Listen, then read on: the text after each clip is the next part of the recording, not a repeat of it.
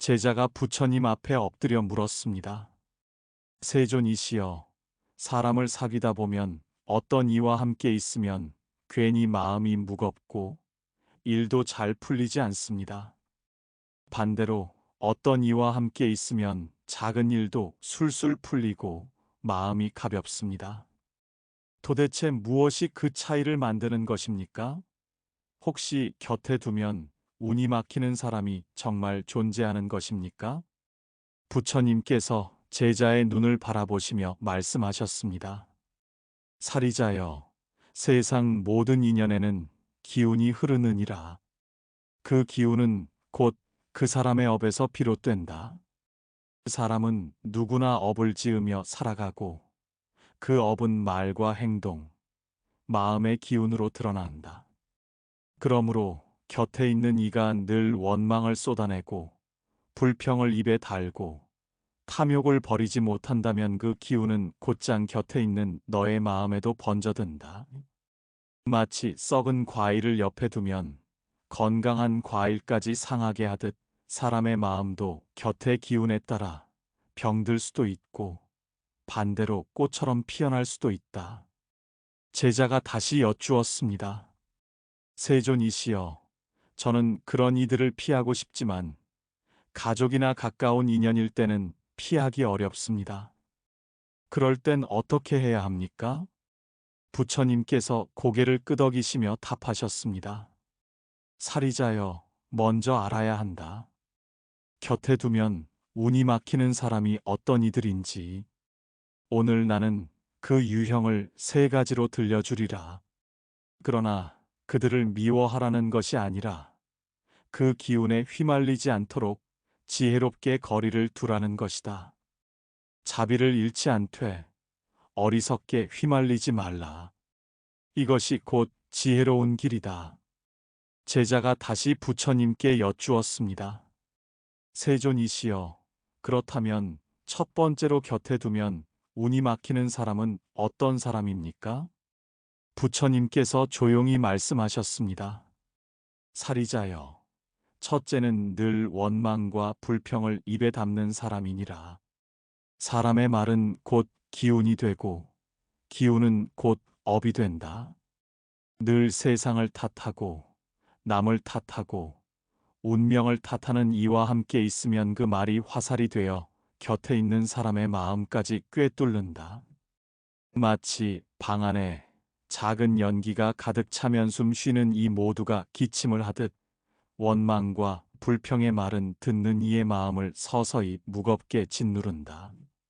그 사람은 원래 스스로의 업만 짓는 듯 보이나 곁에서 들은 말과 나눈 감정 또한 업이 되어 내 안에 새겨진다. 그러므로 불평이 많은 이를 가까이 두면 내가 잘못한 것도 아닌데 괜히 세상이 원망스럽고 마음이 좁아지며 돈과 복이 흘러들 자리가 막히는 것이다. 제자가 고개를 끄덕이며 말했습니다. 세존이시여, 제 주변에도 그런 사람이 있습니다. 늘 일이 안 풀린다. 돈이 모이지 않는다.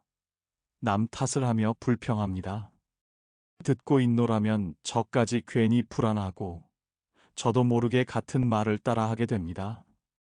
정녕 그 말의 기운이 제 운도 막고 있었던 것이군요. 부처님께서 대답하셨습니다.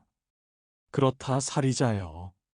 그러므로 지혜로운 이는 불평을 듣는 순간 깨닫는다. 이 말이 내 귀를 통해 내 마음에 들어온다 하고 알아차려라. 그리고 마음속으로 이것은 나의 업이 아니다 하고 끊어내라.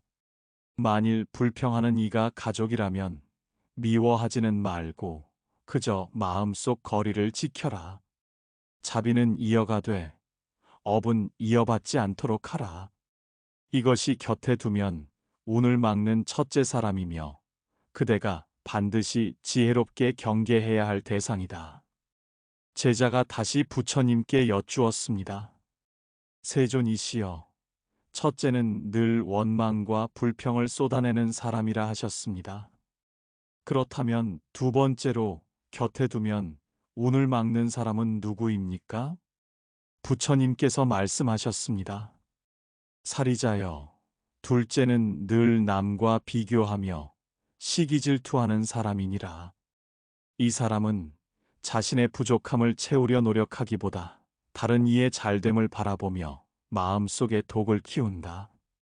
남이 잘 되면 왜 나는 안 되는가 하며 속을 태우고 남이 넘어지면 속으로 기뻐한다. 이와 함께 있으면 그 독이 곧 내 마음에도 스며든다.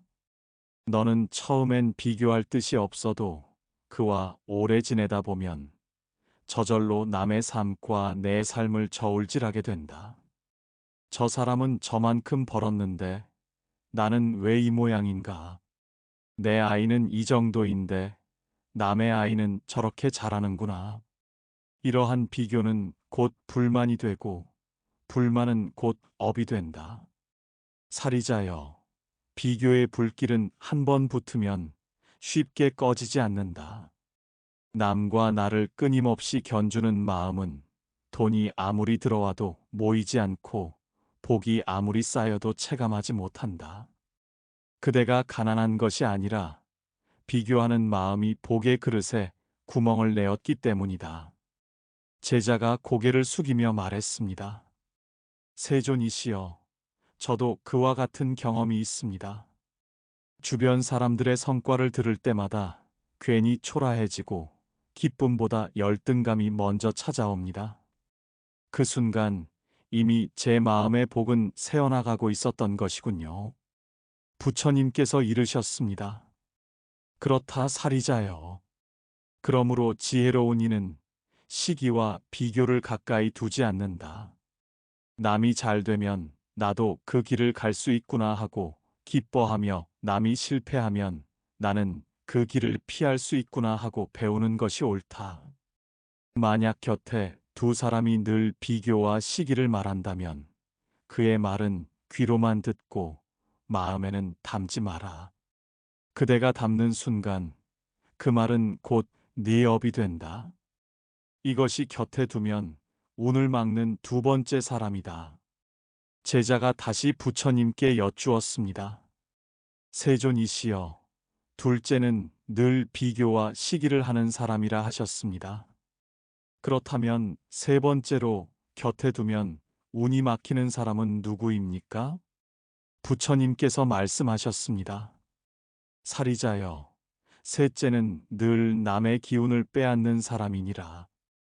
이 사람은 스스로의 삶을 일으킬 힘을 기르려 하지 않는다. 늘 남에게 기대며 남의 정성을 당연하게 여기고 받기만 하면서도 고마움을 모른다. 그는 타인의 시간을 빼앗고 마음을 소진시키며 마치 끝없는 구덩이에 물을 붓는 것과 같다. 아무리 퍼주어도 채워지지 않으며 그 곁에 있는 자는 점점 기운이 메말라간다. 살이자여, 지혜로운 이는 기꺼이 베풀되 그 베풀미 헛된 곳에 흘러가지 않도록 살핀다. 항상 요구만 하는 사람, 고마움을 모르는 사람, 내가 가진 것을 나눌 줄 모르는 사람을 가까이 두면 그대의 복이 줄고 그대의 길이 어두워진다. 왜냐하면 복은 흘러야 다시 돌아오는데 그에게 흘린 복은 막혀버려 되돌아오지 않기 때문이다. 이것은 마치 씨앗을 돌 위에 뿌리는 것과 같다. 아무리 좋은 씨앗이라도 뿌리가 내리지 못하니 결국 열매를 거둘 수 없게 된다. 제자가 고개를 끄덕이며 말했습니다. 세존이시여, 제가 아는 어떤 이가 그렇습니다. 늘 도와달라 하지만 정작 자신은 변하려 하지 않습니다. 그와 함께 있으면 제 마음이 지치고 마침내는 제 일조차 무너지는 것을 느꼈습니다. 이것이 곧 말씀하신 기운을 빼앗는 사람이군요. 부처님께서 답하셨습니다. 그렇다 살이자여. 지혜로운 이는 자비와 분별을 함께 가진다. 도울 만한 사람은 돕되 스스로의 업을 고칠 의지가 없는 이와는 거리를 두는 것이 옳다. 자비는 무조건 흘려보내는 것이 아니라 복이 자라고 꽃 피울 밭을 찾아 뿌려야 한다. 그렇지 않으면 그대도 지치고 상대 또한 나아가지 못한다. 이것이 곁에 두면 운이 막히는 세 번째 사람이다. 제자가 다시 물었습니다. 세존이시여, 이제 알겠습니다. 곁에 두면 운을 막는 이들은 원망과 불평으로 가득한 자, 늘 비교와 시기로 기운을 흐리는 자, 그리고 남의 에너지만 빼앗는 자라 하셨습니다. 그렇다면 저희는 이들과 어떻게 지혜롭게 거리를 두어야 합니까? 매정하게 끊을 수도 없고 무조건 받아주자니 제 삶이 무너집니다. 부처님께서 말씀하셨습니다. 사리자여, 지혜로운 이는 칼로 베듯 사람을 끊지 않고 스스로의 울타리를 세워 마음을 지킨다. 거리를 두되 원망하지 않고 필요할 때 돕되 집착하지 않는다. 이것이 곧 자비와 분별을 함께 갖춘 삶이다. 첫째, 내 마음의 경계를 분명히 하라. 도움이 지나쳐 내 삶이 무너지면 그것은 선이 아니라 어리석음이다. 베푸는 것도 내가 설 자리를 지킨 뒤에야 바른 공덕이 된다. 둘째, 말로 경계를 세워라. 늘 원망을 쏟아내는 이에게는 그 말은 내 마음을 무겁게 합니다 하고 전하라. 늘 비교하는 이에게는 나는 내 길을 가고 싶습니다 하고 단호히 답하라. 늘 요구만 하는 이에게는 이것은 내가 해줄 수 있는 한계입니다 하고 밝히라. 이 말들이 곧 울타리가 된다. 셋째, 거리를 두어도 자비를 잃지 말라. 마음을 닫고 미워하면 그 또한 업이 된다. 다만 가까이 하지 않을 뿐 기도 속에 그들의 이름을 넣어라. 그리하면 원망은 쌓이지 않고 내 마음은 무겁지 않다. 사리자여, 사람을 분별하지 못하면 내 복이 줄어들고 내 길이 막히게 된다. 그러나 사람을 올바르게 분별하면 내 복은 흘러가고 내 길은 환히 열린다. 이것이 곧 지혜로운 거리두기니라. 제자가 합장하며 고개를 숙였습니다. 세존이시여, 이제 알겠습니다. 거리를 두는 것은 끊어내는 것이 아니라 나를 지키고 복을 살리는 지혜임을 깨달았습니다. 제자가 다시 물었습니다. 세존이시여, 말씀을 듣고 보니 곁에 두면 운을 막는 사람들을 분별해야 한다는 것은 알겠습니다. 하지만 제 마음이 약하여 멀리하려 하면 미워지고 원망이 쌓입니다. 그렇다면 어떻게 하면 자비를 잃지 않으면서도 분별을 지킬 수 있겠습니까? 부처님께서 고요히 대답하셨습니다. 사리자여, 자비와 분별은 둘이 아니니라. 분별 없는 자비는 자신을 해치고 자비 없는 분별은 남을 해친다. 그러므로 올바른 길은 자비와 분별을 함께 세우는 것이다. 첫째, 마음을 먼저 다스리라.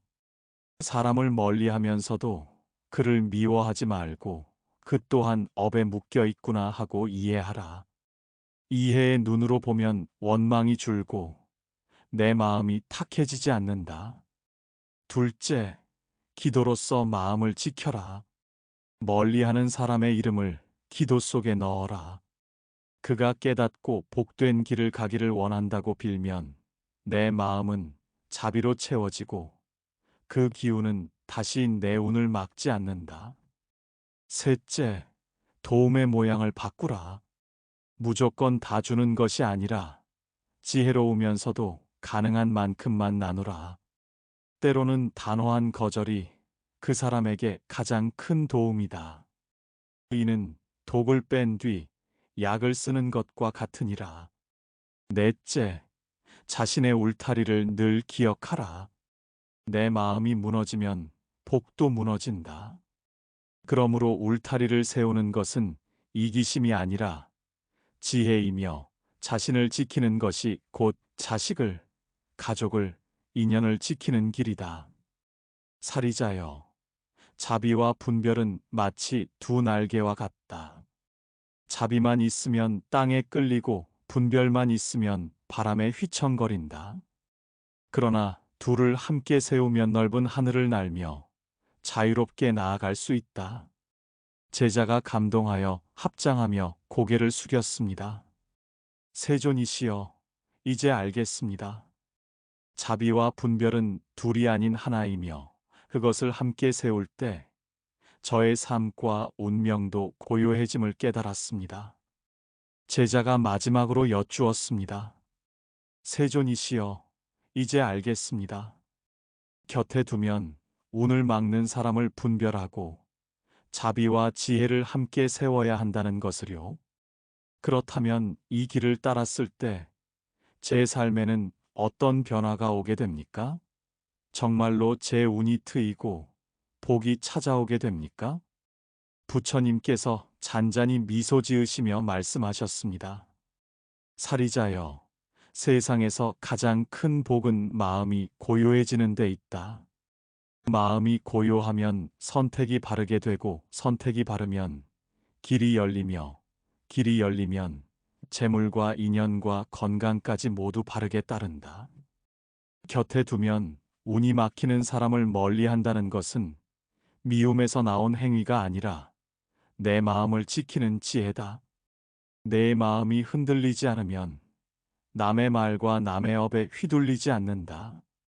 그 순간 이미 너의 운은 새 길을 걷기 시작한 것이니라. 첫째, 마음이 고요하면 재물이 머문다. 불평과 원망의 기운이 사라지면 집안의 재물이 흩어지지 않고 모이게 된다. 둘째, 마음이 고요하면 인연이 맑아진다. 탓하고 빼앗는 인연은 떠나가고 돕고 함께하는 인연이 찾아오게 된다. 셋째, 마음이 고요하면 복이 자란다.